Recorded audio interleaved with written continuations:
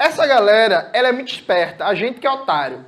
Porque eles ganharam o governo com um golpe, foi o que eles fizeram, eles empurraram logo uma PEC da morte que congela por 20 anos o investimento em saúde, educação, cultura, na ideia de que, meu irmão, não importa quem é o próximo presidente, o governo é neoliberal. Eles empurraram uma mudança constitucional que nega a capacidade do voto decidir se a gente quer uma expansão ou não do gasto público. Aí, em seguida, os caras vão lá e empurram a autonomia do Banco Central, que é para o presidente da República não escolher mais a alma cebosa que vai ser presidente do Banco Central. Ou seja, a política monetária fica amarrada nas mãos do mercado, dos banqueiros, do sistema financeiro e por aí vai. Aí, em seguida, os caras fazem uma contra-reforma trabalhista, uma contra-reforma da Previdência, fazem um conjunto de modificações gigantescas de tal forma que você cria uma estrutura de governança neoliberal que não importa se o presidente é Jones Manuel, se o presidente é Zemiliano, não importa. O governo é neoliberal, porque ele está amarrado de tal forma que você não consegue nem sequer fazer uma política desenvolvimentista. Eles estão acelerando a privatização da Petrobras, que está sendo paulatinamente fatiada e desmontada, e a privatização da Eletrobras é justamente porque a Petrobras e a Eletrobras, enquanto empresas estatais do setor da energia, que tem um nível de lucratividade muito alto, elas têm capacidade de pautar, por exemplo, uma política de geração de empregos e uma política de investimento para criar efeito em cadeia. De uma maneira bem simples e básica. São empresas que têm capacidade de mudar a política econômica. Se o setor privado tiver, por exemplo, uma dinâmica de pouco investimento, a Petrobras, junto com a Eletrobras, pode injetar bilhões na economia, puxando os investimentos e puxando a geração de emprego. Que foi, inclusive, o que o governo Lula fez, especialmente segundo o governo Lula. Segundo o governo Lula, quando veio a crise capitalista de 2008, que Lula falou que era uma marolinha, né, que a Miriam Leitão ficou puta da vida, o que o governo fez? Acelerou o investimento na construção civil via Minha Casa Minha Vida e via PAC e botou a Petrobras para saltar burra de dinheiro, construir refinaria pra caralho, construir estaleiro, e contrabalanceou a crise, pelo menos por um tempo, no Brasil, mantendo os níveis de emprego. A ideia é não poder mais fazer isso. O que os caras estão fazendo nesse momento é impedir que Keynes entre no Brasil. Não é nem Marx, é Keynes. Sabe aquela coisa do keynesianismo? Porra, vem uma crise, a economia está em baixa, o Estado entra investindo. É para não deixar fazer isso. Se isso é verdade, velho, quando a gente fala em derrotar Bolsonaro, isso tem algumas premissas. Derrotar o bolsonarismo, isso tem algumas premissas. Claro, é derrotar ele eleitoralmente. Por suposto. É isso, massa. Só que tem algumas premissas. É derrotar ele eleitoralmente, criando um debate público nacional e criando uma dinâmica de massas de repúdio total e absoluto ao ultraliberalismo. E criando um tipo de debate na sociedade, um tipo de movimento na sociedade em direção à revogação de todas as contra-reformas e privatizações. Premissa número 1. Porque se a gente, por exemplo, derrota eleitoralmente o Bolsonaro e mantém um teto de gastos, o Paulo Guedes está no governo ainda, mesmo sem estar no governo. Tá ligado? Paulo Guedes é governo mesmo sem estar no governo. A outra premissa é que a gente passe a limpo o que foi o processo da Lava Jato e o que foi o genocídio brasileiro, não perdoando Sérgio Moro e Companhia Limitada e os milico. Eu estou aqui no Rio de Janeiro. O Rio de Janeiro provavelmente foi o estado do Brasil mais prejudicado por esse processo aberto com a Lava Jato. A quantidade de empregos que foram destruídos aqui, absurdo.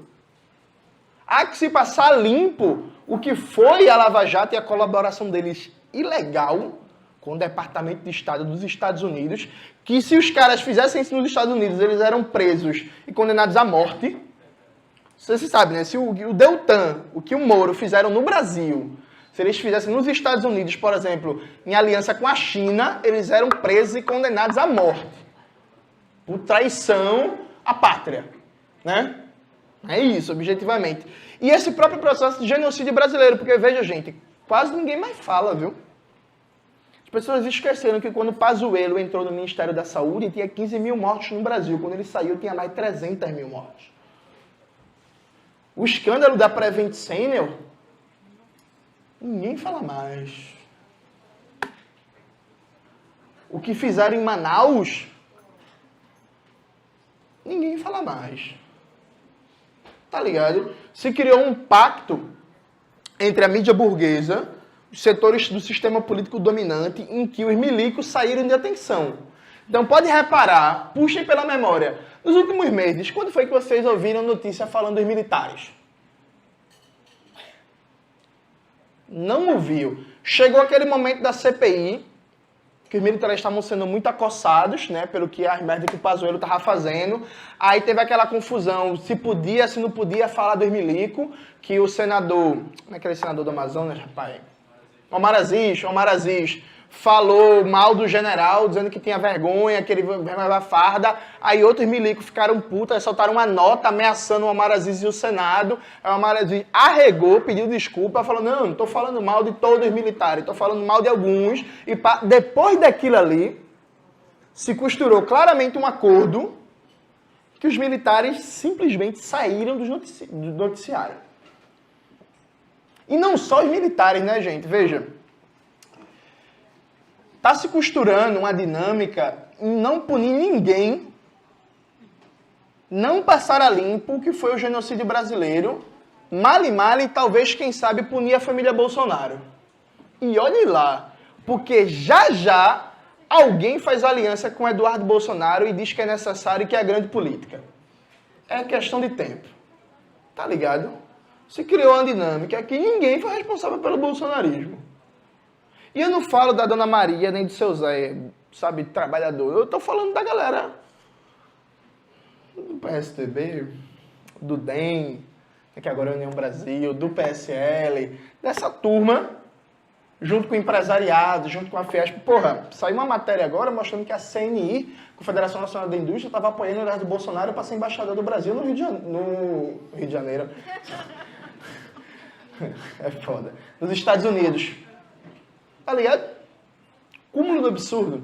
A CNI estava lá. Então, assim, se a gente não passa esse período a limpo, se a gente não cria, finalmente, pela primeira vez na história desse país, uma política de memória, porque, assim, quando acabou a escravidão, Rui Barbosa mandou queimar os documentos e criou uma política que é daqui para frente, a gente não olha mais para trás.